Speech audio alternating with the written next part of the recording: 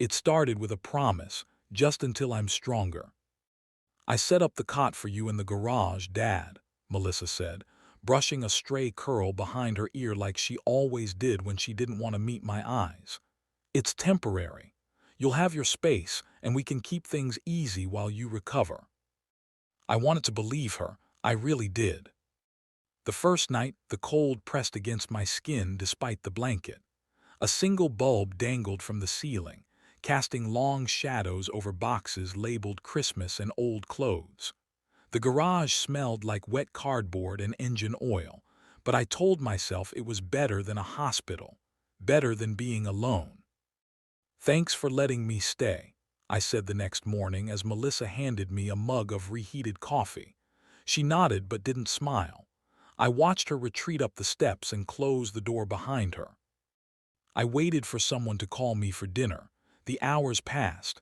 I listened to the clink of forks, the laughter. Someone opened a bottle, the pop echoed through the vent like a firecracker. Still, no one came. The second night I asked, "Mind if I eat with you guys tomorrow?" Melissa hesitated. "Of course, Dad, just you need your rest." By the fifth day, the cot creaked when I shifted and my back ached like I'd slept on a pile of bricks. But I didn't complain. I kept quiet, kept still like they wanted. Then I heard it. Trent's voice muffled through the garage door. "He's easier to manage out there." Melissa answered, too soft for me to hear clearly. My hand clenched around the mug. Easier to manage, like I was a broken appliance. I laid back down, eyes on the exposed beams above me. I thought about the home I built with Karen, the porch she loved, the window boxes she filled with marigolds, the way she made me promise when she got sick that I wouldn't let anyone treat me small. "If anyone's listening," I whispered into the dark, "don't make the mistake I did." I handed them my keys, my trust. I thought love would come with dignity. That night I didn't sleep. I stared at the line of light under the door. Every time it flickered, I wondered if someone was finally coming to check on me. They never did. By morning, I was certain of one thing: this wasn't about recovery. It was about removal. Quiet, careful removal. I stood, the blanket slipping off my shoulders, and looked at the cot. My new room, my new place in their lives. And I thought, when exactly did I stop being her father and start being her inconvenience? A single spider crawled across the floor, pausing near the garage key resting on a folded towel. I picked it up, turning it in my hand. "Temporary," she said. I set the key down gently and began counting the days. The tray was already on the workbench when I woke up. Cold scrambled eggs, rubbery toast, and half a cup of orange juice that had started to separate. No note, no knock on the garage door, just silence. I sat up slowly, my joints stiff from another night on the cot. The blanket had slipped to the floor again. I pulled it around my shoulders, more for comfort than warmth, and stared at the tray. So this was breakfast now. When I finally stepped into the backyard, the air was thick with heat.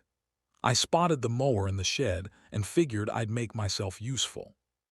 By the time I'd cut the lawn and trimmed the edge near the walkway, sweat clung to my back and my knees throbbed. But the ache felt good, purposeful. I was brushing off grass from my jeans when Melissa stormed out the back door, arms crossed. "Dad, what are you doing?" I blinked, just mowing, thought it'd help. "You're not supposed to be overdoing it. You need to rest. You'll make it harder for us." I paused us. "I'm not broken, Melissa," I said softly. She shook her head and turned back toward the house. The door shut behind her before I could say more. Later, I sat in the garage with the fan blowing warm air across my feet. I opened my wallet for the first time in days, looking for an old store receipt I needed to sort out. Instead, I found her. Karen. Tucked behind my insurance card, folded once down the middle, was a photo of her standing by the garden, arms outstretched, smile wide, the roses blooming behind her. On the back, in her looping script, "Our home, our peace." My thumb traced the words as my chest tightened. I thought of how she used to hum while setting the table, how she insisted everyone sit together, no matter how late the day ran. Dinner is where the soul exhales, she used to say. Now my dinner came in waves of silence, on cold trays and paper napkins.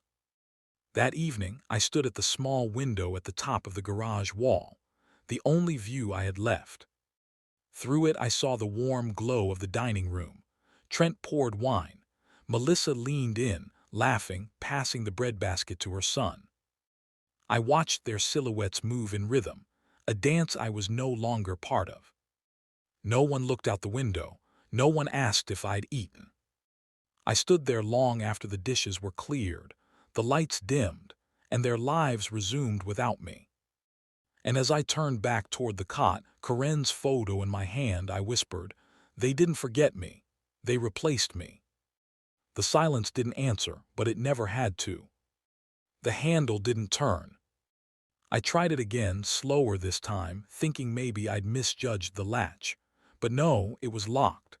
The door to the kitchen, the only door connecting the garage to the rest of the house, was locked from the inside. I knocked just once. Inside, plates clinked. Laughter, soft and warm, filtered through the crack beneath the door. Trent's low voice said something I couldn't make out. Then Melissa's, light, casual, almost amused. "He'll get used to it." I waited, I don't know for how long. Minutes, maybe more. No one came. The garage light buzzed above me. I turned back, each step slower than the last. When I reached the cot, I sat down without a word. My hands shook, not from weakness, but from something older, betrayal. The kind that doesn't show up with shouts, just slow, quiet closures. Later that night, I unzipped my suitcase to grab a clean shirt, and something hard caught my hand beneath the fabric. A blue folder, thick, familiar. I pulled it out, heart already tightening. The property file. Corinne and I had updated it together 2 years before her diagnosis. Back when we still laughed about retirement plans, when we thought we had time. I flipped through the pages, deed, titles, bank letters, and then it stared back at me, the copy of the house deed. 3 names. My own, Corinne's. And Melissa. I remembered signing that third line, pen in hand. Corinne watching me with tired eyes from her chair. "She'll take care of things if anything happens to us," I said. Corinne hadn't smiled. She'd only said, "Be careful what you give in trust." Back then I thought it was the grief talking, the fear of leaving too soon. Now, sitting alone in the garage that used to be my tool room, I understood. Melissa didn't need to take the house. I'd handed it to her with a signature and faith. And she'd repaid it with a lock. I held the deed up to the flickering light. My name was still there. Legally, I hadn't been removed. Not yet. But emotionally, spiritually, I had been erased. I reached for Corinne's photo, still in the wallet, the creases a little deeper now, and stared at her soft eyes and steady smile. "You were right to worry," I whispered. "I should have listened harder." In the quiet that followed, a car door slammed outside. Laughter again from the kitchen. And the lock, that single, cold click between their lives and mine, held fast. But now so did I. The knock on the garage door startled me. It was light, hesitant, not Melissa's style. I opened it slowly, expecting maybe a delivery. Instead, it was George. He stood there holding a rusted wrench. "Found this in my shed. Figured it was yours. You loaned it to me before." He glanced past my shoulder. His eyes scanned the room, the cot pushed against the far wall, the space heater humming weakly beside it, my flannel shirts folded in a milk crate. His gaze lingered on the folded paper towels I'd been using for napkins. "You living out here?" he asked quietly. I forced a chuckle. "Just while I recover, temporary." George didn't smile. "You need anything?" I shook my head. "No, no, they're taking good care of me." I hated how hollow the words sounded. He nodded slowly but didn't believe it. "All right," he said, placing the wrench gently on my workbench. Just say the word." Then he left. The door clicked shut behind him, but the shame stayed. It crawled up my spine like cold sweat. That night I couldn't sleep. The cot creaked every time I shifted. Somewhere above, the television buzzed.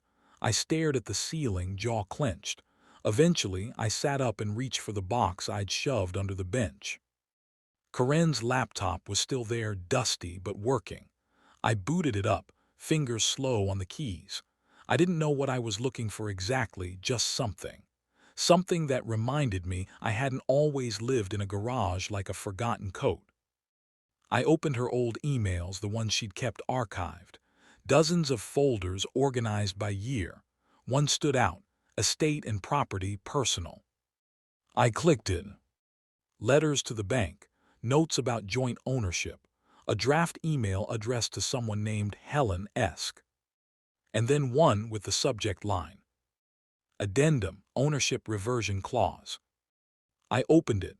Inside was a PDF scanned, signed, time-stamped from her attorney, Helen Rothstein. My heart beat faster as I read the first paragraph. The clause allowed for full reversion of shared property rights to the original grantor, me, in the event of misuse of co-ownership, abuse of fiduciary responsibility, or failure to provide safe and appropriate shelter. It was written in Corinne's voice, even if legalese coded it: protective, forward-thinking, fierce. I scrolled to the bottom. Her signature, my signature, and Helen's notarized. My hand trembled. All this time, while I lay cold in a garage and accepted their scraps, I had the key to the house, not the physical one, but the legal one in this laptop. The space heater buzzed beside me. I closed the lid softly and placed the laptop back on the bench. For the first time in weeks, I didn't feel small. I didn't feel weak. I felt awake. She left it by accident, her phone, sitting on the garage counter next to the half-eaten plate of cold lasagna she called dinner. I noticed it when the screen lit up. A text preview. Trent, once it's sold, we can finally move. He won't fight it. I stared at it, my throat tightened. The words weren't vague, they were final. Sold the house. My house. I didn't touch the phone, just watched it go dark again, then buzz once more. I didn't read the second message. I didn't need to. The first one had already sliced through enough. Later that night, I placed my old flip phone near the air vent that connected the garage to the living room. I'd learned how sound traveled through it weeks ago, when I heard Melissa laughing at a sitcom while I sat alone beneath the hum of the fluorescent bulb. I opened the recorder app, pressed the button, left it running. Then I lay back on the cot, pretending sleep, heart beating like a drum. Their voices filtered through. Melissa's first. "He doesn't even know the house is listed yet," she whispered. A beat. Then Trent's low grunt. "By the time he does, it'll be over. We'll close and he won't even realize what happened." Melissa laughed, soft, cruel. "He's just tired, old, he won't make a fuss." The air vent hissed as the furnace kicked in, but the words still echoed. I didn't move. Didn't cry. Didn't rage. Instead, I picked up the notebook I kept tucked under the cot, the one with Corinne's name scratched into the inside cover. I flipped to a fresh page. Wrote 2 words. Don't react. Not yet. Not while they were smiling in my face and stabbing me behind my back. Corinne's clause wasn't just a legal trick. It was protection, a net for this very moment. My silence wasn't defeat. It was bait.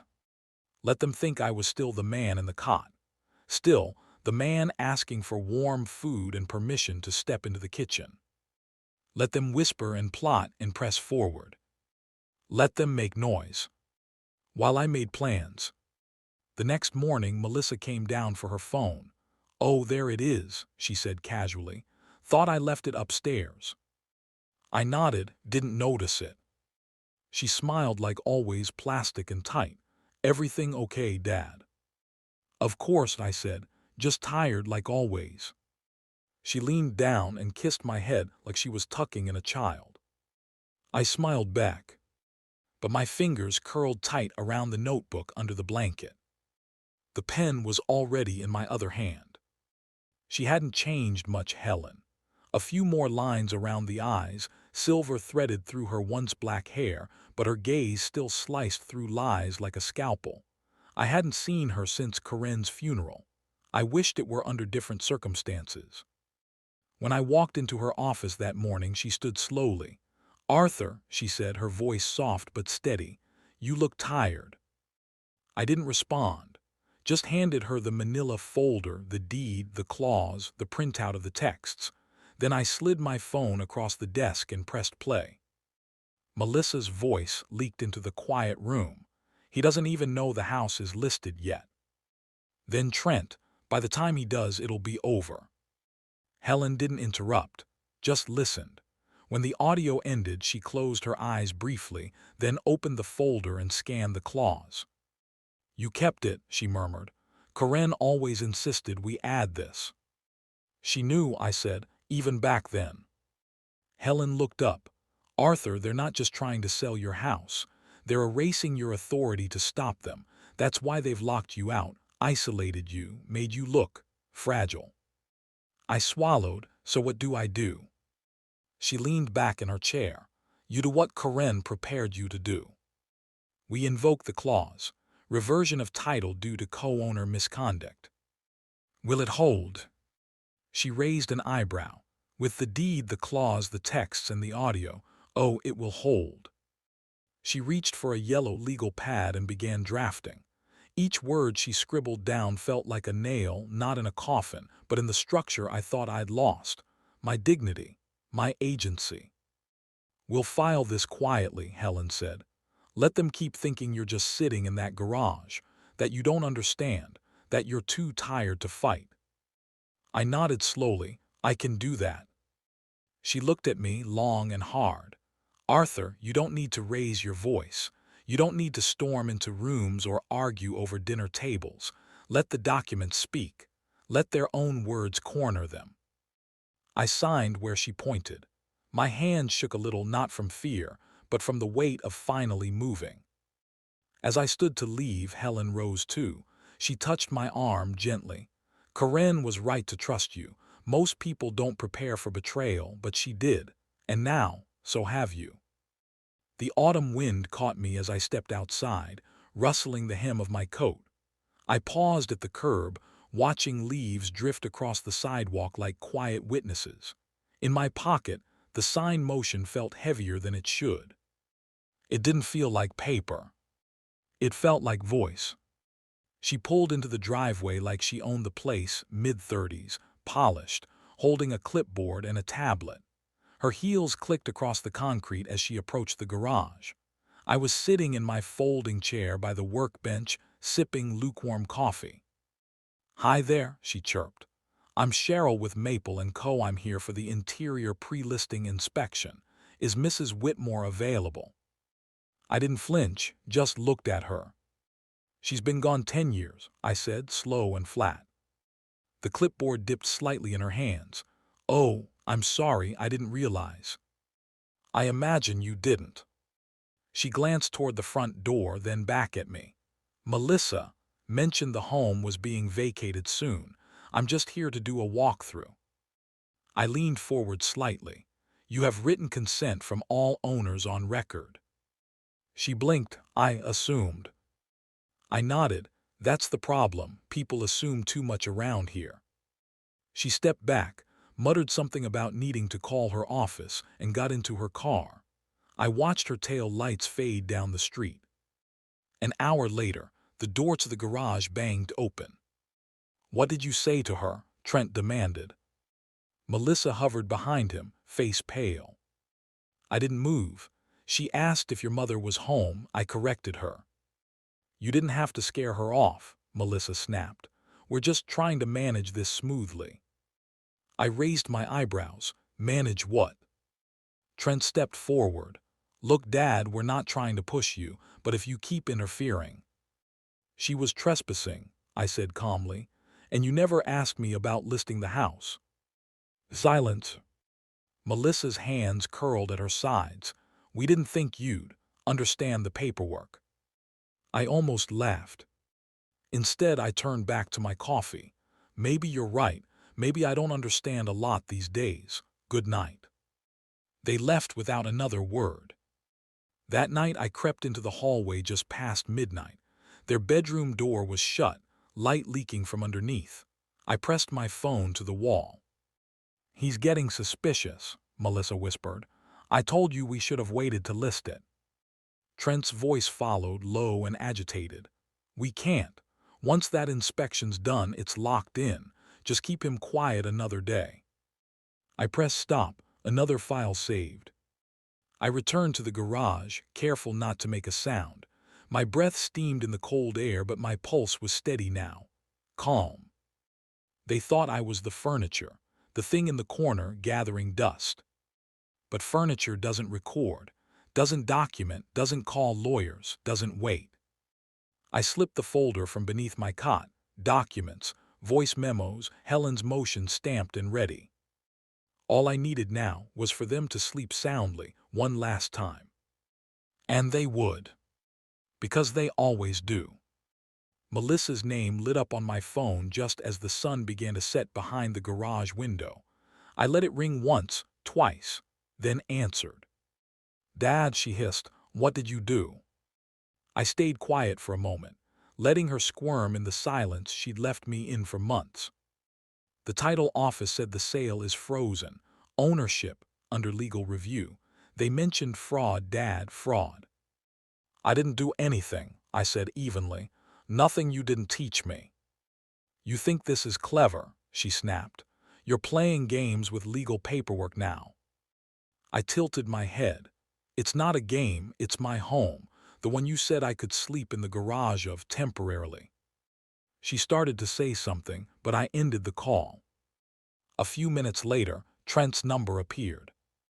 Old man, he barked. You're making a mess that's going to blow back on you. We'll fix it legally. I hung up again. I didn't need to explain. The paper would speak. I sat back down, slow, my bones aching but my chest lighter than it had felt in months.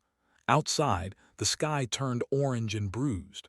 The kind of sky Corinne used to love called it soft fire. I could almost hear her humming in the kitchen, scent of rosemary chicken in the air. The phone rang again, Helen this time. It's done, she said. My breath caught. The title is reverted, the clause held. Fraud evidence is attached to the listing attempt. It'll trigger a flag on any future transaction for years. They can't touch it now.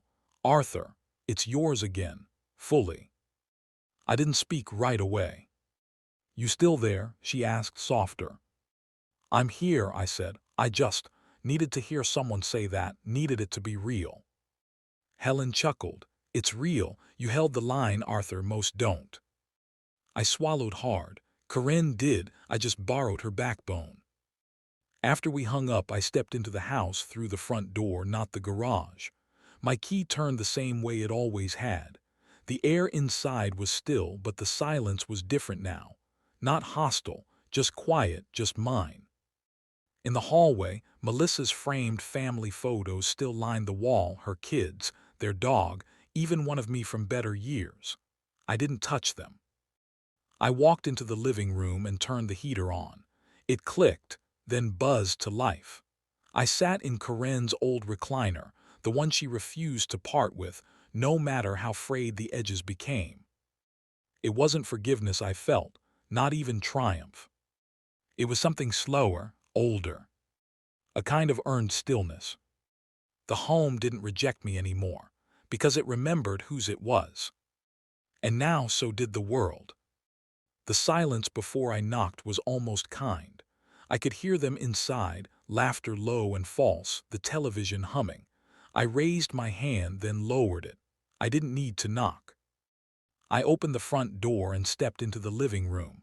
Melissa looked up from the couch, startled. Trent stood in the kitchen, half a beer raised. I held out the envelope. You'll need to read this. Melissa took it slowly. Her hands trembled before they even unfolded the papers. Her eyes scanned the first line. She paled. "Dad, what is this?" 30-day eviction notice, I said. "Signed and filed this morning. Sheriff's copy is on the way." She looked like the air had been knocked from her lungs. "Dad, please," she whispered. "We were trying to help." I nodded once. "You helped yourselves." Trent snatched the notice from her hand, scanned it, then laughed too loud, too forced. "This is your idea of revenge," he barked. "You think you'll survive here alone. You'll regret this, old man." I met his glare but said nothing. Words weren't necessary anymore. They argued for a while. Melissa pleaded, her voice breaking, but she never said sorry, not really. Just excuses layered in guilt and self-pity. Trent paced like a caged animal, muttering about lawyers, calling me senile. I let them talk, let them spiral. That night the house was quiet. I sat at the kitchen table, finally mine again, and listened to the wind tapping against the window panes. I thought of Corinne. I thought of how she would have handled this with more grace than I had, but maybe not more strength. The next morning, the sheriff's deputy pulled into the driveway just after 10. He was polite, firm. Melissa cried while gathering boxes. Trent slammed a cabinet door, but they didn't resist. I stood by the window, watching the boxes being loaded into their SUV. The same car they'd driven past me in. The same car I used to hear pulling up after dinners I wasn't invited to. Melissa looked up once as if to say something. I didn't move. I didn't wave. I didn't flinch. When the door shut behind them, the silence that followed wasn't empty. It felt earned. It filled every corner like sunlight. I walked to the garage and opened the door. The cot was still there. The smell of oil and dust still lingered. But it no longer had power over me. I left the door open. Let the air flow through. Let it carry every whisper they'd ever spoken about me through the rafters and out into the world where they couldn't hurt anymore. This house wasn't a prison now. It was a promise kept. The morning sun caught the edge of the frame as I placed it carefully on the wall above my desk. On the left, Corinne's photograph, her smile wide, hair catching the light in golden strands, eyes bright even in stillness. On the right, the original deed, crisp and untouched, bearing our signatures. My name, hers. The line where Melissa's signature once appeared was empty now, erased legally, morally, finally. I walked over to the mantel and picked up a letter that had been left on the porch. Melissa's handwriting. Tight, hurried, apologies, excuses. I didn't open it. Some things aren't worth reading. Some lessons are too late for words. Instead, I retrieved a clean envelope from my desk drawer and slid a copy of the court order inside. No words, just paper. Justice made tangible. I addressed it to Melissa. At the bottom, I scrawled a single line in my own hand. "You told me to stay in the garage, so I stayed long enough to take back everything." The pen hovered for a moment over the table. I let the words sink in, let the memory of her voice telling me to just rest, while she arranged everything I'd built wash over me. Then I tucked the envelope carefully into the folder with her name on it. One last piece of history. One last acknowledgement that silence can carry more weight than noise. I sat down at my desk, the morning light spilling across the polished wood.